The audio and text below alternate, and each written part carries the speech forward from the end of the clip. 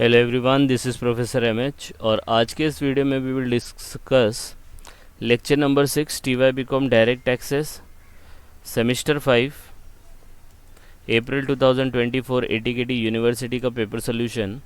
Question number 3B Golden Woods, income from business, income from house property plus deduction under chapter 6 है। ये already मैंने यहाँ पे बता दिया कि इनकम फ्रॉम बिजनेस है और हाउस प्रॉपर्टी है, लेकिन प्रीवियस वीडियो में भी मैंने बताया था लेक्चर नंबर 5 के अंदर कि कैसे हम लोग को फाइंड आउट करना है, क्योंकि there are 5 heads of income, salary, business, house property, capital gain, other source. इन सबको टोटल करेंगे तो क्या मिलता है? ग्रॉस टोटल इनकम मिलता है, और उसमें से हम लोग माइनस करते हैं चैप्टर 6 से, जिसमें ATC आता है, CCC आता है, D आता है, DD आता है, ये सब आता है। ठीक है, तो कैसे फाइंड आउट करने का? कैपिटल गेन तो नहीं आएगा, ये चार मिक्स होके आते हैं। यहाँ पे है बिजनेस और हाउस प्रॉपर्टी। अब कैसे सॉल्व करना है इसको? With revision. याद रखना, जहाँ पे जो टॉपिक आएगा उसका रिवीजन भी हो रहा है, तो जिससे कि आपका जो भी कॉन्सेप्ट है वो और क्लियर हो जाए। तो क्वेश्चन दिया है कुछ इस तरीके से कि following is the profit and loss of Golden Woods owned by mister Govind Dure for the year ended 31 March 2023। 20 mark के लिए था profit and loss for the year ending. Profit and loss दिया है देखो, और कुछ एडजस्टमेंट दी है। तो सबसे पहला, अब ये इन्फॉर्मेशन है ना, income from business, house property और डिडक्शन अंडर चैप्टर 6 से, वो नहीं दिया होगा, आपको फाइंड आउट करना है। तो सबसे पहला प्रॉफिट एंड लॉस है, बिजनेस कंफर्म हो गया। रिसिप्टर पेमेंट आता, कभी कभी रिसिप्टर पेमेंट आता है, उसके भी मैंने वीडियो 1-2 वीडियो अपलोड किए हैं रिसिप्टर पेमेंट का, वो भी आप देख सकते हो। ठीक है, रिसिप्टर पेमेंट रहेगा डॉक्टर का, लॉयर का, एडवोकेट का, तो समझ जाना प्रोफेशन है, उसका कैलकुलेशन अलग होता है। तो ये कंफर्म हो गया। फिर आपको क्या करना है? आपको ये साइड देखना है, ये साइड के अंदर कौन कौन से आइटम है। तो एक ग्रॉस प्रॉफिट है जो कि बिजनेस का आइटम है ना, ग्रॉस प्रॉफिट है वो बिजनेस का आइटम है, लेकिन rent received from let out house property, तो ये तो हाउस प्रॉपर्टी का क्वेश्चन है ना। ये यहाँ पे रेंट क्यों लिख दिया? इसका मतलब इनकम फ्रॉम हाउस प्रॉपर्टी भी आएगा। तो दो कंफर्म हो गए ना, इनकम फ्रॉम बिजनेस और इनकम फ्रॉम हाउस प्रॉपर्टी। आई बात समझ में? बाकी सब क्वेश्चन को रीड करेंगे तो आपको समझ में आएगा कि कौन कौन सा ATC है, CCC है, DD है, वो सब देखेंगे। ये जो डिडक्शन अंडर चैप्टर 6 से हैं, इनके सेपरेट सेपरेट वीडियो मैंने बनाए हैं, लिंक डिस्क्रिप्शन में है, वहाँ जाके आप इसको और अच्छे से समझ सकते हो। ठीक है, तो हम लोग अब स्टार्ट करेंगे। ये तो कंफर्म हो गया कि इनकम फ्रॉम बिजनेस है, इनकम फ्रॉम हाउस प्रॉपर्टी है। अब इसका फॉर्मेट कैसे बनेगा विद लॉजिक, देखो ध्यान से। सबसे पहले हम लोग क्या करेंगे? पार्टी का नाम लिख लेंगे। ये देखो, पार्टी का नाम लिख लिया। ठीक है, फिर प्रीवियस ईयर असेसमेंट ईयर लिखना है, जो लिख लिया हम लोग ने। फिर हम लोग को क्या निकालना है? Computation of total taxable income. ये देखो, टैक्सेबल इनकम जो क्वेश्चन में दिया वही लिखने का। फिर यहाँ पे पर्टिकुलर अमाउंट आपके पास 2 हेड है। ठीक है, आपके पास 2 हेड है, एक आपका बिजनेस का है, एक हाउस प्रॉपर्टी का। तो सबसे पहले हम लोग क्या करेंगे? इनकम फ्रॉम बिजनेस लिखेंगे। इनकम फ्रॉम बिजनेस और कैसे कैलकुलेट करते हैं? पहले नेट प्रॉफिट लिखते हैं, यहाँ पे आधा मार्क्स आपको मिल जाएगा। ये देखो 10,41,400। अब इसको सॉल्व कैसे करना है? इसमें हम कुछ चीज़ें ऐड करेंगे जिसको हम लोग बोलते हैं अनरिलेटेड एक्सपेंस और इनकम अनरिकॉर्डेड इनकम, और कुछ चीज़ें हम लोग क्या करते हैं? लेस करते हैं, जिसको बोलते हैं अनरिलेटेड इनकम और अनरिकॉर्डेड एक्सपेंसेस। प्रीवियस वीडियो में भी मैंने इसको बहुत अच्छे से एक्सप्लेन किया था, एक बार रिवाइज कर लेते हैं। क्यों हम लोग ने ऐड किया अनरिलेटेड एक्सपेंसेस को इनकम अनरिकॉर्डेड को, और अनरिलेटेड इनकम को क्यों लेस किया और अनरिकॉर्डेड एक्सपेंसेस को क्यों लेस किया? तो लॉजिक क्या है? ये प्रॉफिट एंड लॉस देख रहे हो, ये हिस्सा इनकम का होता है, बराबर है। ये इनकम को आपने ऐड किया, और ये हिस्सा जो होता है वो एक्सपेंस का होता है। तो ये इनकम में से ये एक्सपेंस को आपने क्या किया? माइनस किया, तब जाके नेट प्रॉफिट निकला कि नहीं निकला? मतलब इनकम को ऐड करना है, एक्सपेंसेस को लेस करना है, तब जाके नेट प्रॉफिट आएगा। आ गया नेट प्रॉफिट। कितना नेट प्रॉफिट आया? 10,41,400 आया। आया कि नहीं आया? अब 10,41,400 में हो सकता है यहाँ पे जो इनकम आपने ऐड की, हो सकता है वो बिज़नेस की इनकम हो ही नहीं। गवर्नमेंट बोलता है मुझे इनकम फ्रॉम बिजनेस बताओ, तो उसमें अगर आपने हाउस प्रॉपर्टी की इनकम ऐड की तो गलत हो गया ना। तो यहाँ पे ग्रॉस प्रॉफिट ये तो बिजनेस का है, लेकिन rent received from let out house property ये तो हाउस प्रॉपर्टी का है। तो यहाँ पे क्यों लिखा? हाउस प्रॉपर्टी में लिखो, गलत हो गया। तो आपने इन सबको ऐड किया था ना, अब इसको लेस करने का। इसीलिए अनरिलेटेड इनकम, ये रिलेटेड इनकम नहीं है बिजनेस की, तो इसलिए लेस किया। तो देखो यहाँ पे लिखा है अनरिलेटेड इनकम्स। समझ में आया? सेकेंड पार्ट फिर बताऊंगा। अब ये एक्सपेंसेस है, ठीक है, ये एक्सपेंसेस है। अब एक्सपेंसेस है, इसमें हो सकता है कि आपका कोई पर्सनल हो, जैसे एग्जांपल के तौर पे ड्राइंग्स। ड्राइंग क्या होता है? पर्सनल होता है। पर्सनल खर्चा बिजनेस में अलाउड ही नहीं है। तो आपने 98,000 पर्सनल खर्चा बिजनेस में दिखाया, गवर्नमेंट बोली कि भाई तेरा पर्सनल है, पर्सनल में जाना, बिजनेस में क्यों दिखा रहा है? गलत कर दिया। तो आपने यहाँ पे ये ड्राइंग को आपने माइनस किया है ना, तो ये गलत माइनस किया है, तो इसको उल्टा कर देने का, ऐड कर देने का। तो अनरिलेटेड एक्सपेंस है, तो वो क्या हो जाएगा? ऐड हो जाएगा। ये देखो, समझ में आया? अब ये सेकेंड पार्ट देख लेते हैं। अब यहाँ पे कोई इनकम बिजनेस की हो लेकिन लिखना भूल गए, लिखना भूल गए तो यहाँ पे ऐड करनी पड़ेगी ना। इसलिए देखो ना, इनकम अनरिकॉर्डेड, जो अनरिकॉर्डेड इनकम ऐड करो। यहाँ पे खर्चा लिखना भूल गए, अनरिकॉर्डेड, तो लेस करो, इसलिए अनरिकॉर्डेड एक्सपेंसेस को लेस किया। ठीक है, अब फटाफट देख लेते हैं इसको। सबसे पहले आपका क्या दिया है? Net profit. यहाँ से देख लेते हैं। अब यहाँ से अगर आपने देखा तो यहाँ पे आपका ग्रॉस प्रॉफिट बिजनेस का है, ये बिजनेस का नहीं है, हाउस प्रॉपर्टी का। तो आपने यहाँ पे गलत कर दिया है, इसको क्या करने का? अब लेस कर देने का, क्योंकि आपने इसको गलत ऐड किया है। तो लेस में जाने का, देखो यहाँ पे, ये देखो, rent received from let out house property 6 lakh. तो यहाँ पे तो एक ही आइटम था, छोड़ दो। अब यहाँ पे आने के पहले देख लेने का किस किस के ऊपर एडजस्टमेंट है। तो ये municipal valuation of the house property, ये तो अलग है। रिपेयर्स एंड मेंटेनेंस इंक्लूड, तो रिपेयर एंड मेंटेनेंस के ऊपर एडजस्टमेंट है। टेलीफोन एक्सपेंसेस के ऊपर एडजस्टमेंट है, टेलीफोन ये रहा। फिर इन्वेस्टेड आया, कॉन्ट्रीब्यूटेड आया, पेड आया, पर्सनल, तो वो समझ जाना, ये दोनों आपका, ये 80C में जाएगा, ये 80D में जाएगा। ठीक है, ये देखो मेडिकल इंश्योरेंस प्रीमियम है। ठीक है, इनको एक्सप्लेन करूँगा जब मैं आता हूँ, इधर पे आऊँगा तो अब स्टार्ट करते। पहला, क्या सैलरी बिजनेस का खर्चा होती है? यस, आपने इसको यहाँ पे बराबर माइनस किया, तो कुछ नहीं करना। टेलीफोन एक्सपेंस क्या बिजनेस के खर्चे होते हैं? यस, आप यहाँ पे 20,200 लिखा है, बराबर लिखा है, कोई भी गलती नहीं है। लेकिन एडजस्टमेंट क्या बोलता है? एडजस्टमेंट बोलता है 30% of the telephone expenses residence के लिए यूज़ हुआ।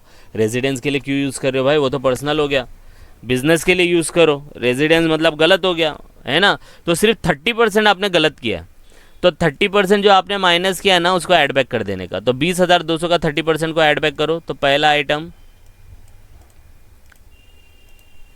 30% ऐड बैक करेंगे, ये देखो, रेजिडेंट 6,600 आएगा। चाहिए तो कैलकुलेट करके देखो, 20,200 का 30%।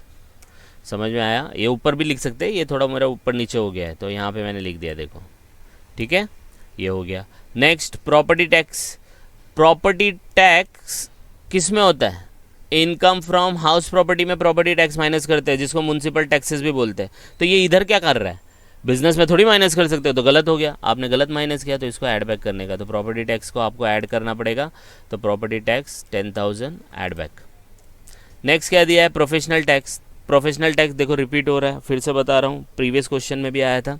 कोई भी टाइप का टैक्स बिजनेस का खर्चा नहीं होता है, लेकिन प्रोफेशनल टैक्स हो गया, सेल्स टैक्स हो गया, वैट हो गया, सर्विस टैक्स हो गया, जीएसटी हो गया, ये बिजनेस के खर्चे होते हैं। लॉजिक क्या है?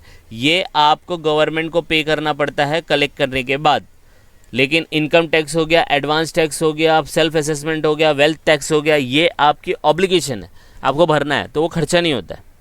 आ रही बात समझ में? यस और नो? तो ये सब चीज़ों को आपको क्या करना पड़ेगा? ये तो बिजनेस का है, तो इसको छोड़ दो। बाकी इसके अलावा और कोई टैक्स आएगा तो गलत हो जाता, बिजनेस का नहीं होता, तो ऐड बैक करने का। नेक्स्ट क्या दिया? इलेक्ट्रिसिटी। क्या इलेक्ट्रिसिटी बिजनेस का खर्चा होती है? यस होती है, आपने बराबर माइनस किया, कुछ नहीं करने का। प्रिंटिंग एंड स्टेशनरी क्या बिजनेस का खर्चा होती है? यस, आपने यहाँ पे बराबर माइनस किया, no add no less. Depreciation. क्या डेप्रीशिएशन बिजनेस का खर्चा होता है? यस, हर बिजनेस में डेप्रीशिएशन आता ही आता है, तो लेस किया, बराबर लेस किया। क्या रिपेयर एंड मेंटेनेंस बिजनेस में खर्चा होता है? Yes, repair and maintenance her business में छोटा मोटा खर्चा आता ही आता है, आपने बराबर लेस किया, कोई गलती नहीं की। लेकिन एडजस्टमेंट क्या बोलता है? एडजस्टमेंट है इसके ऊपर 15,000 repair for house property. House property तो आपका हाउस प्रॉपर्टी में जाता है ना भाई, यहाँ क्यों लिख दिए है? तो 19,200 नहीं, उसमें से 15,000 आपका गलत है, तो 15,000 को क्या करने का? ऐड करने का। तो यहाँ पे जाने का, ये रिपेयर्स ऑफ प्रॉपर्टी 15,000, ये गलत हो गया तो इसको ऐड बैक कर दिया। फिर लीगल एक्सपेंसेस, क्या लीगल एक्सपेंसेस बिजनेस का खर्चे होते हैं या नहीं होते? यस होते हैं। लीगल एक्सपेंस मतलब कुछ ना कुछ लीगल खर्चे निकल ही जाते हैं हर बिज़नेस में, डॉक्यूमेंटेशन हो गया, एग्रीमेंट हो गया, तो ये बिज़नेस का खर्चा है। इंटरेस्ट ऑन हाउसिंग लोन, अब हाउसिंग लोन है, इंटरेस्ट ऑन हाउसिंग लोन है तो हाउसिंग लोन आपका हाउस प्रॉपर्टी में जाता है ना। अगर हाउस प्रॉपर्टी का अभी भी कॉन्सेप्ट आपको क्लियर नहीं है, सेपरेट वीडियो बनाई गई है, उसको देख लेना, इंटरेस्ट ऑन हाउसिंग लोन करके सेपरेट है, उसमें जाके आप पूरा कॉन्सेप्ट समझ सकते हो। तो इंटरेस्ट ऑन हाउसिंग लोन नहीं, हाउस प्रॉपर्टी का है। जब ये इनकम ही नहीं लिखा तो इसका खर्चा लिख सकते हैं, यहाँ पे आपने गलत लेस किया, इसको ऐड बैक करो। तो interest on housing loan 1.5 lakh आ गया। फिर आता है ड्राइंग, ड्राइंग पर्सनल होता है, ड्राइंग मतलब बिजनेस में से कुछ निकालना पर्सनल पर्पस के लिए, पर्सनल खर्चा अलाउड नहीं होता तो ऐड बैक करेंगे 98,000, तो ड्राइंग ऐड कर दिया 98,000। देखो पूरा कंप्लीट हो गया, पूरा क्वेश्चन हो गया। इसमें से जो एडजस्टमेंट था हमारे से रिलेटेड, एक ये वाला कर लिया, एक ये वाला कर लिया, ये तो हाउस प्रॉपर्टी का, ये तो इन्वेस्टमेंट में आएगा, ATC-D में आएगा, तो हो गया। अब इसको टोटल कर लेंगे। टोटल कैसे करेंगे? इन सब का टोटल लेने का बाहर, इन सब का टोटल लेने का, तो इसमें तो एक ही आइटम है 60,000। अब इस अमाउंट के अंदर ये अमाउंट ऐड, ये अमाउंट लेस, तो क्या आ जाएगा? Income from business. तो इनकम फ्रॉम बिजनेस आ गया 7,20,460। समझ में आया? यस और नो? ठीक है, तो ये आपकी हो गई इनकम फ्रॉम बिजनेस। तो आपने कितना दिखाया था? 10,41,400 बताया था, लेकिन एक्चुअल में बिजनेस की इनकम सिर्फ 7,20,460 है। ठीक है, अब इसके बाद दूसरा गया है अपना हाउस प्रॉपर्टी है, तो हाउस प्रॉपर्टी का निकालेंगे। तो सबसे पहले क्या करेंगे? नीचे लिख लेंगे इनकम फ्रॉम हाउस प्रॉपर्टी। अब ये वाला मैं ऊपर कर लेता हूँ। ठीक है, अब इनकम फ्रॉम हाउस प्रॉपर्टी का मैंने सेपरेट क्वेश्चन भी किए थे, तो इनकम फ्रॉम हाउस प्रॉपर्टी का क्या होता है? पूरा फॉर्मेट होता है। तो पहले पूरा फॉर्मेट लिख लेने का। ये देखो पूरा फॉर्मेट लिख लिया, ये पूरा फॉर्मेट है। मैं इसको छोटा करता हूँ तो आपको और विजिबल होगा।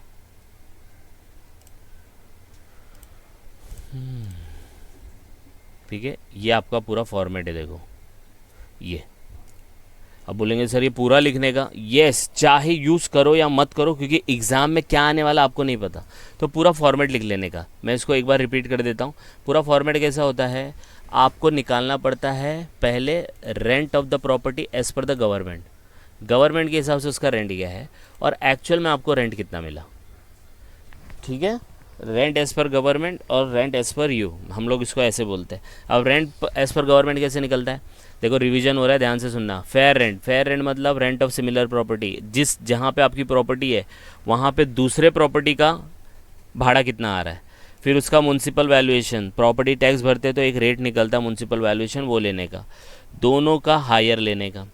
फिर ये हायर को स्टैंडर्ड रेंट करके होता है, रेंट कंट्रोल एक्ट, कि आप कोई भी प्रॉपर्टी का एक पर्टिकुलर लिमिट से ज़्यादा या कम चार्ज नहीं कर सकते, that is called standard rent as per the rent control act. तो ये दोनों का लोअर लेने का, तो rent as per government lower of 3 और 4, तो 3 और 4 ये रहा, तो ये आ गया। तो उस प्रॉपर्टी का जो रेंट होगा एज़ पर गवर्नमेंट ये वैल्यू होगी। फिर एक्चुअल में आपको कितना रेंट मिला, रेंट रिसीव्ड या रिसीवेबल, उसमें से अनरियलाइज माइनस करने का। अनरियलाइज का मतलब होता है गवर्नमेंट, ये जो भाड़ुत्री है आपके घर में रहता है या फ्लैट में रहता है, उसने बोला भाई अभी मेरे पास पैसे नहीं है, अब मैं बाद में देता हूँ आपको। आ रही बात समझ में? बाद में देता हूँ, तो बाद में जो देता है उसको अनरियलाइज रेंट बोलते हो, माइनस कर देने का एक्चुअल रेंट है। This is as per you. Government बोलता है कि ये वाला पॉइंट नंबर 5 और ये पॉइंट नंबर 6, ठीक है, ये पॉइंट नंबर 5, ये पॉइंट नंबर 6, इन दोनों में से आपको 99%, कितना परसेंट? 99% हायर लेना है। बोलेंगे 1% क्या है? 1% में याद रखने का लोअर लेने का। लोअर कैप लेने का, अगर आपका एक्चुअल रेंट, अगर आपका गवर्नमेंट के हिसाब से रेंट है 100 रुपया, देखो यहाँ पे मैं आपको बता देता हूँ, फिर से रिपीट कर रहा हूँ। ठीक है, गवर्नमेंट के हिसाब से आपका रेंट कितना है वो प्रॉपर्टी का? 100 रुपया, पूरे साल का होएगा। ये 12 मंथ्स का है। इधर पे मैं बता देता हूँ, ये 12 मंथ्स का, और आपका भी भाड़ा 12 मंथ्स का आना चाहिए, लेकिन बाय डिफ़ॉल्ट किसी वजह से आपका घर खाली हो गया, वैकेंसी की वजह से आपको भाड़ा सिर्फ 90 रुपये मिला, तो गवर्नमेंट क्या बोल रही है, 100 और 90 विच एवर इज़ हायर, लेकिन ये तो 11 महीने का है। तो इस सिचुएशन में खाली होने की वजह से, खाली हुआ ना घर, खाली होने की वजह से अगर एक्चुअल रेंट कम हो जाता है फिर आप हायर नहीं लेंगे, ये 90,000 ही लेंगे। लेकिन एग्जाम्पल के तौर पे अगर हो सकता है कि ये 101 रुपया हो, ऐसा भी हो सकता है कि 11 महीने का 101 रुपया गवर्नमेंट के हिसाब से उसका 100, तो हायर ही लेने का। ये वैकेंसी की वजह से, देखो सेंटेंस समझो, वैकेंसी की वजह से, खाली होने की वजह से अगर एक्चुअल रेंट कम हो जाता है तो कम लेने का, वैकेंसी की वजह से घर एक्चुअल रेंट बढ़ जाता है तो फिर हायर ही, 99% हायर ही लेने का। लेकिन अगर एक्चुअल रेंट कम हो गया वैकेंसी की वजह से तो कम वाला लेने का। समझ में आया? तो ये है। तो फिर ये आएगा आपका गांव, ग्रॉस एनुअल वैल्यू आ गई। गांव में जाने का, मैं इसको ऐसे पढ़ाता हूँ, गांव में जाने का, टैक्स भरने का जो कि पेड बाय ओनर है। याद रखना, कभी कभी लोग बोलते हैं पेएबल, नहीं लेने का। पेड बाय टेनेंट, भाड़ोत्री ने पे किया, नहीं लेने का। It should be paid by owner only. तो गांव में जाओ, टैक्स भरो, नाव में बैठ जाओ। नाव में बैठने के बाद 2 डिडक्शन माइनस करते हैं। स्टैंडर्ड डिडक्शन 30% स्ट्रेट लेने का, नाव का 30%, और इंटरेस्ट ऑन लोन दिया है तो लेने का। इंटरेस्ट का बहुत कॉम्प्लिकेटेड पोर्शन है जिसका सेपरेट वीडियो मैंने बनाया है, लिंक डिस्क्रिप्शन में, वहाँ जाके देख सकते हैं। लेकिन ऐसे 20 मार्क के क्वेश्चन के लिए डायरेक्टली जो इंटरेस्ट दिया होगा वो ले लेने का। बस एक लिमिट याद रखना है, एसओपी के केस में इंटरेस्ट ऑन लोन 2 लाख तक ही अलाउड है, ये याद रखना आपको, ऑब्जेक्टिव में कभी कभी पूछता है। बस नाव में से ये दोनों खर्चा माइनस करो, टैक्सेबल हाउस प्रॉपर्टी इनकम आ जाएगा। ऐड करो unrealise rent, arrears of rent. तो अनरियलाइज रेंट कौन सा, ये जो भाड़ोत्री ने मना किया ना, हो सकता है 2 साल पहले भी मना किया था कि भाई अभी नहीं और अभी भूल गया, तो वो 2 साल के बाद अब मिल रहा है। तो जब मिलेगा, जिस साल में मिलेगा, नाउ रियलाइज ऐड करने का। अरियर्स ऑफ रेंट ये मैंने प्रीवियसली भी एक्सप्लेन किया था, लेकिन कर देता हूँ अभी। इन दोनों को ऐड करने का, उसमें से 30% इन दोनों का लेके माइनस करने का, जो आंसर आएगा इस में ऐड करके जो भी आएगा आपका income from house property final हो जाएगा। यहाँ पे तो 23 आ गया, वो कैसे आएगा 2,63 बताता हूँ। अब अरियर्स ऑफ रेंट का मतलब क्या होता है, किसी बंदे ने 10,000 रुपया प्रॉपर्टी भाड़े पे लिया, 10 साल हो गए, 10,000 ही है। अब सामने वाला ओनर आता है, बोलता है भाई इसको 20,000 कर। अब 20,000 करने बोले, बार्गेन चालू हो गया, बोला नहीं मैं 12 ही दूंगा, मैं 15 ही दूंगा, 12 वे डील करने बोल रहा है, बोला 12 मत दो। तो ये मानता ही नहीं है, तो बोलता है अच्छा ठीक है, जो ओनर है बोलता है मेरे को 12,000 दे रहे हो ना आप, तो अभी से मत दो, जब से आप आए हो ना तब से दो, मतलब 10 साल पहले से। तो 10 साल पहले से तो आपने 10,000 पे किया ना, अब क्या है 2,000 रुपये एक्स्ट्रा पे करोगे, बराबर है। एक्स्ट्रा पे करेंगे, 1 साल का कितना आएगा 24,000, और 10 साल का कितना आएगा 2,40,000। ठीक है, तो 2,40,000 उसको अरियर्स ऑफ रेंट बोलते हैं। बस ये पूरा फॉर्मेट है। देखो इसके अलावा अगर कुछ भी दिया ना, रिपेयर दिया, ग्राउंड रेंट दिया, मेंटेनेंस दिया, कुछ नहीं लेने का, इनके अलावा कुछ नहीं लेने का। ये देखो ये पूरा फॉर्मेट आपका आ गया इधर। ठीक है, अब देखो अपने पास क्या है, पहला क्या आया था, रेंट रिसीव्ड आया था 6 लाख, तो ये हम लोग रेंट रिसीव्ड में लिख देंगे 6 लाख। ये देखो लिख दिया, एक्चुअल रेंट में आ जाएगा 6 लाख, बराबर है। फिर दूसरा क्या आया था, एक प्रॉपर्टी टैक्स आया था, देखो बराबर है 10,000। तो प्रॉपर्टी टैक्स कुछ नहीं बोला है तो हम लोग यहाँ पे लिख देंगे प्रॉपर्टी टैक्स 10,000। सो बड़ा कर देता हूँ ये, हाँ ये आप याद रखना, कभी कभी म्यूनसिपल टैक्सेस आता है या प्रॉपर्टी टैक्स आता है। ओके 10,000 पहले लिख लेने का अमाउंट। फिर और क्या दिया है, इंटरेस्ट ऑन हाउसिंग लोन दिया था, देखो ये भी हम लोग का बिजनेस का नहीं था, तो 1,50,000। तो इंटरेस्ट ऑन हाउसिंग लोन 1,50,000 है, ये रहा। फिर और एक और आया था, देखो नीचे ही आया था, municipal valuation of the property 5,42,000। तो म्यूनसिपल वैल्यूएशन देखो यहाँ पे दिया, बाकी कुछ भी नहीं दिया, बाकी कुछ है ही नहीं, सब यूज़ कर लिया, देख लो चाहिए तो। ये यूज़ कर लिया था, ये भी यूज़ कर लिया था, ये बाकी है दोनों, फिर ये यूज़ कर लिया और ये प्रॉपर्टी टैक्स यूज़ कर लिया, पूरा क्वेश्चन ख़त्म हो गया। अब क्या करने का, इसी को ले लेने का। तो फेयर रेंट कितना है, 0 ही माना जाएगा। दोनों में से हायर कौन सा है, ये आएगा। स्टैंडर्ड रेंट दिया नहीं है तो मतलब 5,42,000 आ जाएगा। अब बोलेंगे सर लोअर, तो लोअर स्टैंडर्ड रेंट 0 नहीं, 0 नहीं, 0 रहेगा तो ऊपर वाला ही लेने का। ये वाला 6 लाख है। अब इन दोनों को आपको क्या करना पड़ेगा, कंपेयर करना पड़ेगा। तो दोनों में से बड़ा कौन सा है, 6 लाख ही है ना, तो 6 लाख आएगा। 6 लाख में से आप 10,000 माइनस करोगे, नाव में बैठ जाओगे, तो 5,90,000 आएगा। 5,90,000 का 30% निकालोगे तो कितना आएगा, 1,77,000 और 1,50,000 है, दोनों को माइनस करो, इनकम फ्रॉम हाउस प्रॉपर्टी आ जाएगा 2,63,000। ये वाला अमाउंट नहीं था तो इसको हम लोग ने ज़ीरो कर दिया, तो 2,63,000 जो ऊपर था वही आंसर आपका आ जाएगा ये। ठीक है, ये याद रखना, ये चांसेस हैं आने के ये अटेम्प्ट में, तो प्लीज़ पूरा फॉर्मेट लिखना है, एग्ज़ाम में पता नहीं क्या आने वाला है। कोई बोलता है प्रोफेसर अरे इतना क्यों लिखने का, अरे पूरा लिखने का भाई, प्रैक्टिस भी होगा और क्या आएगा एग्ज़ाम में हम लोग को नहीं पता। ठीक है, तो ये आपका हो गया। तो ये आपका इनकम फ्रॉम हाउस प्रॉपर्टी, ये इनकम फ्रॉम बिजनेस 7,20,460 और 2,63,000। अब इसमें क्या करेंगे आप, अब निकालेंगे ग्रॉस टोटल इनकम। तो देखो ग्रॉस टोटल इनकम आ गया, एक ये अमाउंट 2,63,000 का और 7,20,460, तो आपका आंसर आएगा 9,83,460। अब इसमें से आप डिडक्शन माइनस करोगे कौन सा, चैप्टर 6 से। तो पहला है 80C, क्योंकि उसने इन्वेस्ट किया 85,000 ELSS। ये 80C के अंदर है ना कितने नाम है पता है आपको, 26 नाम से। इसका सेपरेट वीडियो मैंने बनाया है, वहाँ जाके आप देख सकते हैं कि इसको याद कैसे करना है।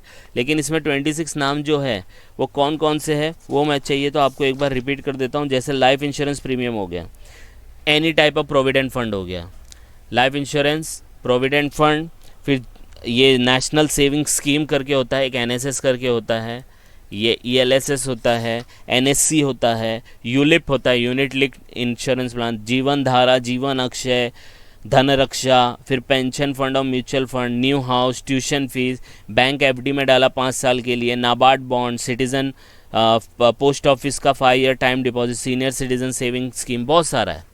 तो ये जो भी आएगा इसमें पैसा डाला 1.5 लाख तक तो अलाउड है। तो यहाँ पे तो अपना 80C यही है, यहाँ पे सॉरी कितना अमाउंट है 85,000 ये ले लिया। दूसरा है मेडिकल इंश्योरेंस प्रीमियम। इसमें क्या बोला गया था मेडिकल इंश्योरेंस प्रीमियम में कि आप अपना वाइफ का और बच्चों का ले सकते हो 25,000 तक और पेरेंट्स का ले सकते हो 25,000। लेकिन इन दोनों में अगर कोई भी सीनियर सिटीज़न मिला तो 25 का कितना हो जाएगा, 50 हो जाएगा। ठीक है, तो यहाँ पे तो कुछ मेंशन नहीं किया कि गोविंद दुरे सीनियर सिटीज़न है कि नहीं है, तो इसने कितना पे किया 32,000। याद रखना चेक से ही अलाउड है, ऑनलाइन अलाउड है, कैश में अलाउड नहीं होता, याद रखना मेडिकल इंश्योरेंस प्रीमियम कैश में अलाउड नहीं है। तो 32,000 है तो मिलेगा कितना मैक्सिमम 25,000, तो इसलिए यहाँ पे लिखा है देखो, बट मैक्सिमम लिमिट इज़ 25,000 है। ठीक है, मैक्सिमम 25।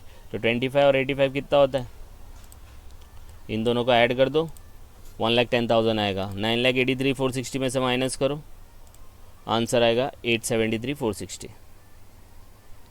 समझ में आया? तो ये आपका 20 मार्क का क्वेश्चन हो गया। ठीक है, तो ट्राई किया है कि जहाँ जहाँ हो सके उसको रिवाइज कर सके। आप इसको गो थ्रू करो, थोड़ा लंबा वीडियो बन जाता है लेकिन क्या रिवीजन पूरा हो जाता है। तो जस्ट गो थ्रू इट, कुछ डाउट आएगा please comment and please like and subscribe for more videos. Thank you.